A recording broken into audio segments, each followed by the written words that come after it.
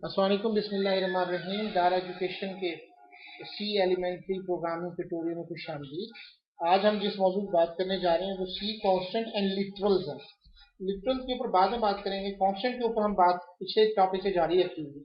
The constant refer to the fixed values. जिसका घर है तो घर एक फिक्स्ड वैल्यू के ऊपर है। लोकेशन वो नहीं चेंज हो सकती, कभी वो आपका है कभी किसी और का है, तो ये ओनरशिप चेंज हो सकती है।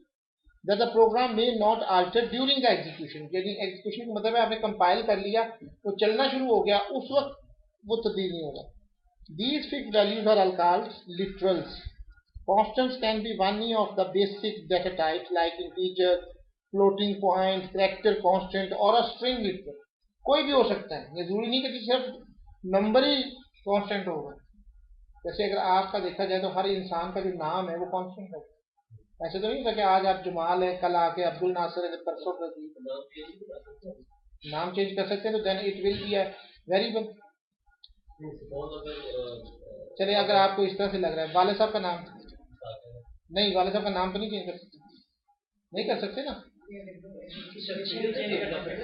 बस वही शख्सियत अमूमन नाम से ना एक्सेप्शन बहुत कम है। मेरे नाम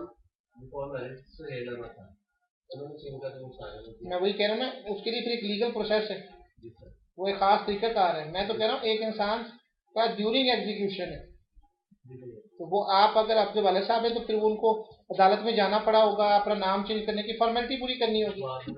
ठीक है, अब आप अपना फॉर एग्जाम्पल आपका शनाख्ती कार्ड बन चुका है, तो वो नाम तो नहीं बदलेगा। तो जाहिर सी बात है आप जाके पूरे लीगल डॉक्यूमेंट पूरे करेंगे तभी नाम बदलेगा, अदरवाइज तो नहीं बदलेगा। Constants can be of any type। The constants are treated just like regular variable।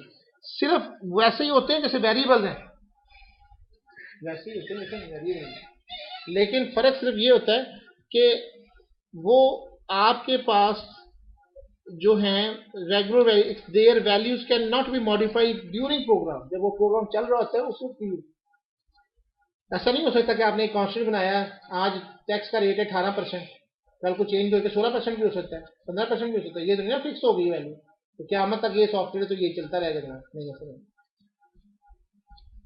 An integer literal can be decimal, octal, hexadecimal, सारी फॉर्म्स में आप लेके आ सकते हैं। A prefix specifies the base or radix, 0x or 0x for hexadecimal, 0 for octal and nothing for decimal। एक integer को लिखने का तरीका कुछ और भी। Here are some examples। अगर आप देखें 212 लिख दें ये लीगल है, 215 यू लिखते हैं अनसाइंड लीगल है,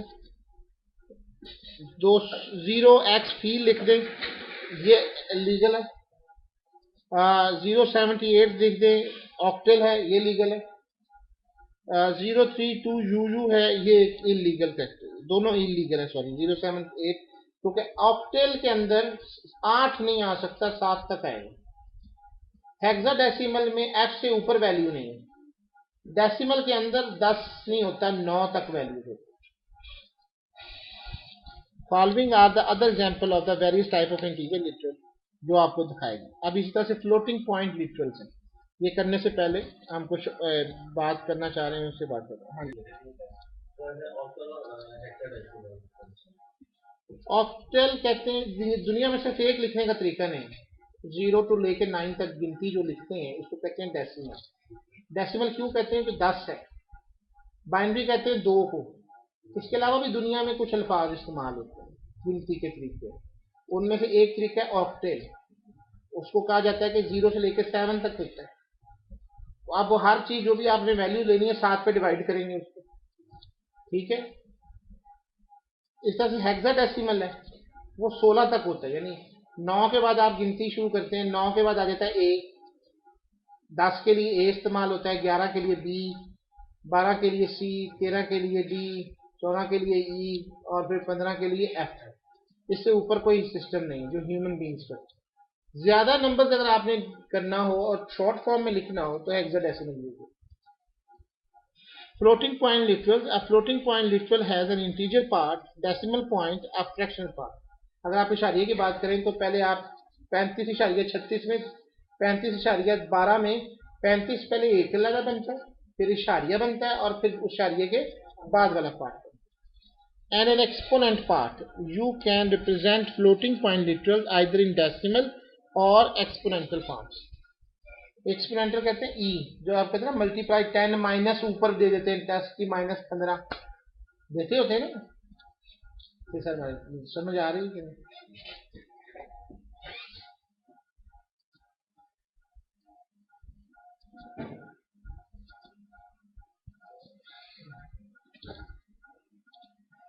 अगर इशारिये के बाद ये हो,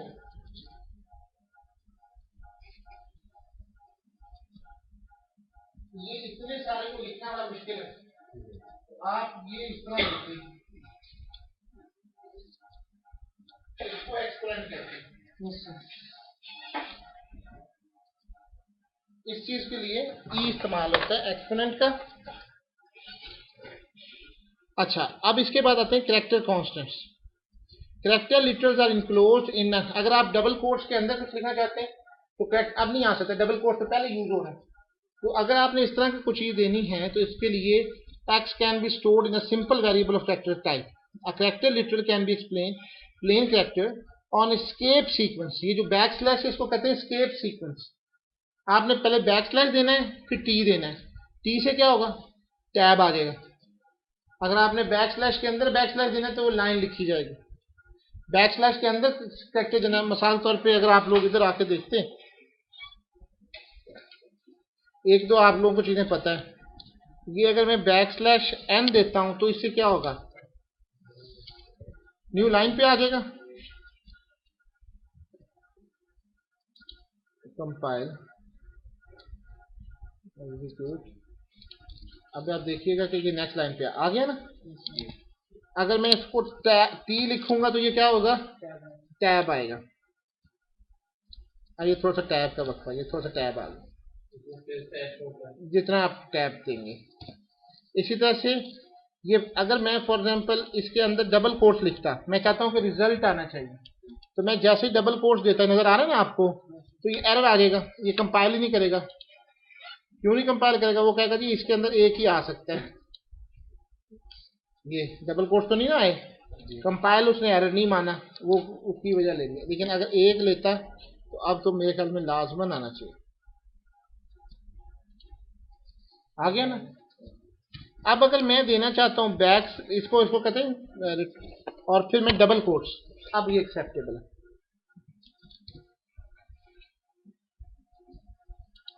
जिन रिजर्व वर्ड्स को, ये देखेंगे, ये आ गया ना डबल कोट्स। सिंगल कोट देना हो, डबल कोट देना हो, तो वो सारे कैरेक्टर जो कंप्यूटर ने, कंपाइलर ने अपने इस्तेमाल में लेके आ रहा है, तो वो मतलब रिजर्व वर्ड नहीं, मतलब उसको इस्तेमाल कर रहा है। अब वही अल्फाज, ताकि वो कंपाइल ना करना शुरू कर दे, उनको लेके आने के लिए आप इसको लेके आते हैं।